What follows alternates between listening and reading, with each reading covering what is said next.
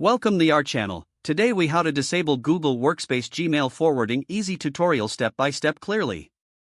Open your web browser and navigate to the Gmail website. Log in to your Google Workspace account using your credentials. Once logged in, locate the gear icon in the upper right corner. Click on the gear icon to open the settings menu. Select See All Settings from the drop-down options. In the Settings menu, click on the Forwarding and POP/IMAP tab. Look for the Forwarding section. If email forwarding is enabled, you will see a forwarding address listed. To disable forwarding, select the option labeled Disable Forwarding. After selecting this option, scroll down to the bottom of the page. Click the Save Changes button to apply your modifications. Exit the Settings menu to return to your inbox. Your Gmail forwarding is now successfully disabled. You have completed the process. If the page does not load, refresh the browser or try again in a private or incognito window. Make sure you are using the correct email address, then retype it carefully to avoid small typos.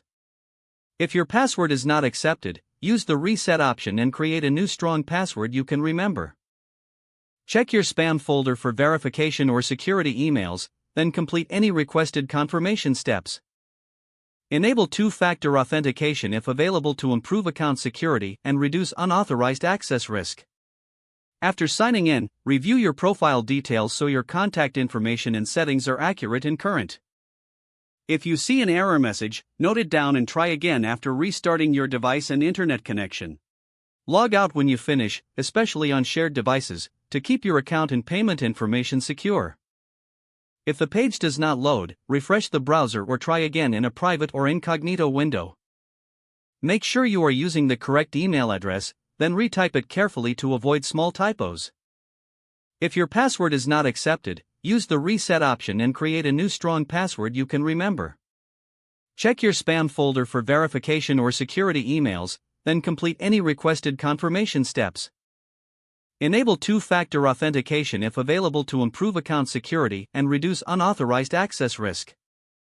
After signing in, review your profile details so your contact information and settings are accurate and current.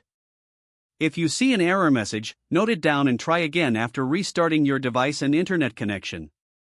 Don't forget to like this video and subscribe to our channel for more step-by-step tech guides.